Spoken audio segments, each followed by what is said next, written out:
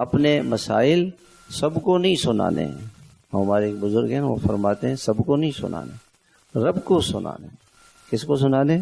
رب کو، اللہ کو سنانے. سب کو نہیں سنانے، رب کو سنانا ہے. اپنی حاجت رب کو سنانی ہے، اس کے سامنے بات رکھنی ہے. اور 5ویں نماز استخارے کی نماز ہے کہ آج دن بھر میں جو میں یہ کام کروں گا یا اللہ یہ کروں یا نہ کروں.